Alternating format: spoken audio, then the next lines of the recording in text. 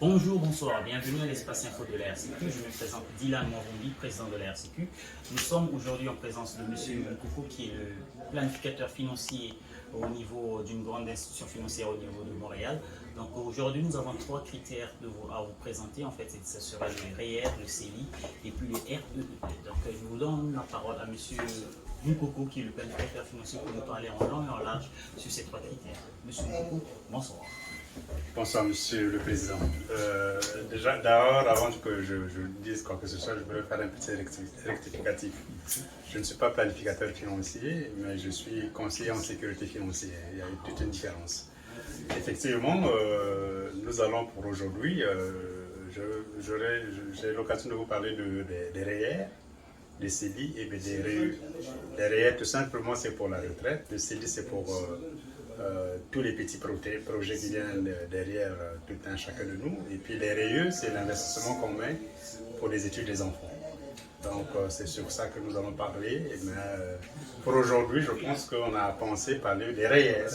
Et les autres thèmes, on va développer ça dans le prochain. Au futur, nous allons parler des autres thèmes concernant la planification financière. Donc aujourd'hui, comme M. Moukoko vient de le dire, on va parler des REER. M. Moukoko, moi je suis un simple citoyen qui vit ici à Montréal et j'aimerais savoir comment pourrais-je avoir accès à un REER? C'est simple. Les REER, c'est dans toutes les institutions financières, que ce soit dans votre banque, que ce soit dans n'importe quelle institution financière, vous pouvez aller et puis demander à ouvrir un compte REER. Et les REER, comme j'ai dit tantôt, ça concerne la retraite au départ. Donc les gens investissent, c'est un programme du gouvernement du Canada qui a mis ça pour que les personnes qui vivent ici au Canada puissent bonifier un peu de leur retraite. Donc c'est des cotisations soit hebdomadaires, Prélèvement automatique sur votre compte de banque. Donc ça peut être par semaine, par 2 semaines ou bien par mois. Il y a aussi des gens qui ont de l'argent, qui peuvent faire ça un dépôt, un grand cash d'argent directement dans son REER. Mais tout ça, il y a des techniques, tout ça, il y a des limites. Il faudrait qu'il y ait, pour chacun de nous qui travaillons ici, nous avons la limite d'argent à mettre dans son REER. Si vous voyez dans vos avis de cotisation, dans les avis de cotisation du gouvernement du Canada, vous allez voir le montant à cotiser par année, ou bien le montant qu'il te faut, que tu ne peux pas dépasser en fait. Il y a ce montant-là pour les REER, il y a ce montant-là pour le CIL.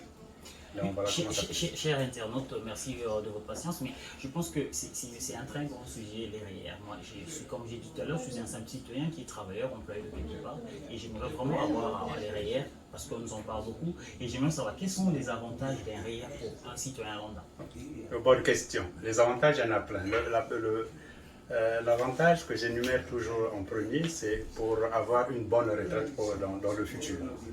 Et deuxième avantage, c'est une fois quand vous avez fait des REER durant toute l'année, quand vous allez faire votre déclaration des impôts, il peut arriver que vous ayez un retour d'impôt sur le montant d'argent, un pourcentage de montant d'argent que vous avez déposé dans votre REER. Je prends un exemple.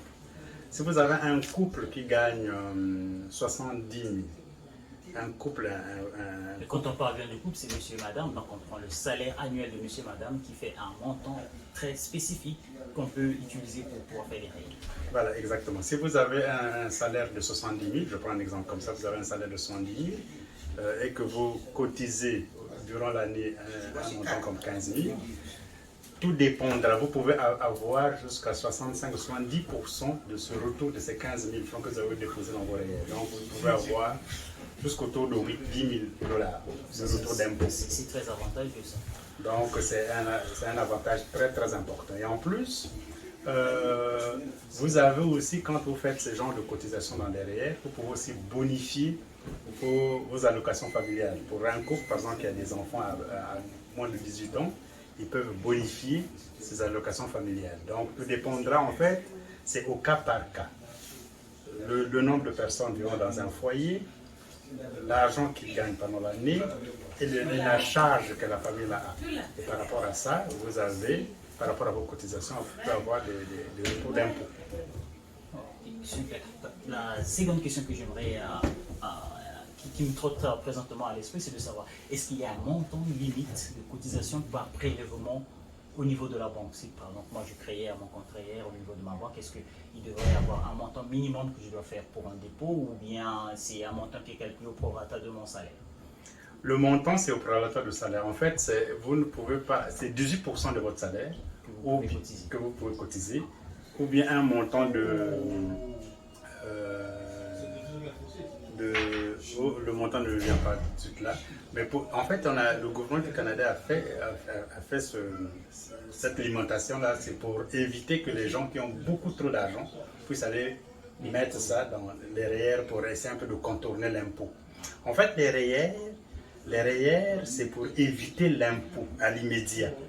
Toute la somme d'argent que vous allez mettre dans vos REER, il y a une partie, pour tout dépend de ton taux d'imposition et de tes charges. Donc il y a une partie qui vous seront remis actuellement. Donc c'est pour éviter l'impôt à payer tout de suite là.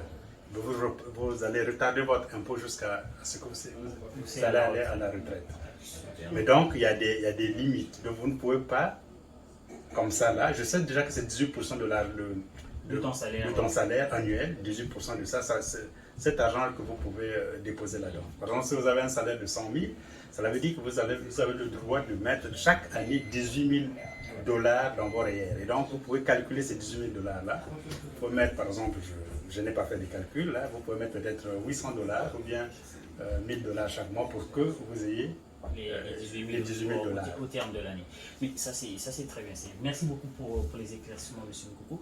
Et la troisième question qui me vient à l'esprit, c'est de savoir, à part les bienfaits du REER après la retraite, y a-t-il un autre moment qu'on peut piocher nos REER si par exemple il nous arrivait du coup un peu plus alarmant dans notre famille? Est-ce qu'on a cette chance d'aller regarder dans nos portefeuilles REER? Justement, ça c'est l'avantage également que le gouvernement du Canada a mis à la disposition de toutes les personnes qui cotisent dans les REER, c'est-à-dire pouvoir les rapper.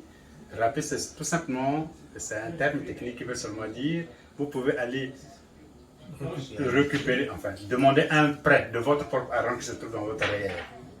Mais le prêt là, quand vous allez le prendre, votre REER ne sera pas fermé. Je prends un exemple toujours, si vous avez 15 000 dans vos REER, vous pouvez demander à rapper ces 15 000, donc de prendre ce prêt là pour une maison. Par exemple, si vous souhaitez acheter l'immobilier qui coûte 300 000, donc 5% de 300 000, ça va être 15 000. Vous avez 15 000 dans vos REER. Vous avez le droit d'aller chercher ces REER-là dans un prêt de 15 000, que vous allez mettre un dépôt, c'est comme on appelle ça, une contribution de votre part, pour que vous ayez accès à ce logement-là. Mais quand vous prenez de l'argent là, votre REER n'est pas fermé. Le REER continue à fonctionner. C'est comme si vous avez encore vos 15 000 $ là-dedans. Et donc, c'est l'institution dans laquelle vous travaillez pour vous dire que vous allez rembourser ces 15 000 $ là, qui vous appartient au départ. Vous allez rembourser ça dans les 7 prochaines années, par exemple. Mais si vous dépassez les 7 prochaines années et que vous n'avez pas remboursé, en ce moment-là, le gouvernement du Canada va vous demander la partie d'argent que vous n'avez pas restituée, que vous n'avez pas retournée. Et la partie d'argent, là, vous allez payer l'impôt sur cette partie d'argent que vous n'avez pas retournée. Donc c'est comme ça que ça fonctionne. Mais en plus, l'avantage encore, quand vous avez pris les 15 000, vous avez mis dans la maison donc votre contribution pour avoir une propriété. Et ces 15 000 là, quand vous allez faire vos déclarations d'impôt, vous allez les déclarer. Et comme j'ai dit tantôt par rapport à l'exemple que j'ai pris tout au départ, vous allez encore faire les déclarations d'impôt sur ces 15 000 là. Vous allez encore avoir un retour d'impôt. Si vous avez 70 000 de salaire, par exemple, de la famille, vous pouvez encore récupérer les 10 000 que vous allez encore refaire, peut-être remettre dans vos REER, donc payer la dette et puis continuer à avoir ces avantages. Merci beaucoup, M. Nkoko. C'est vraiment très enrichissant tout ce que vous nous venez de nous parler. Chers amis internautes, le temps file à son apogée. Je pense que les quelques minutes que la régie nous a données attirent à ses fins. Nous vous invitons à aller visiter ce site internet et puis de poser vos questions sur la toile de l'association ainsi qu'à la prochaine capsule. M. Nkoko reviendrait sur ces questions et puis vous donner des réponses qui vont vous éclaircir dans vos démarches au niveau de vos institutions financières, ou bien, plus encore, ne pas oublier, M. Nkoko est là avec nous, lâchez-lui un coup de fil, parlez en direct avec M. Moukoko, et puis ça sera encore un moyen plus pratico pour pouvoir établir vos REER et puis vos placements au niveau de vos banques ou bien de vos institutions financières. Merci beaucoup. Je vous remercie, M. Moukoko. Merci beaucoup, M. le Président. Merci. Merci, au revoir.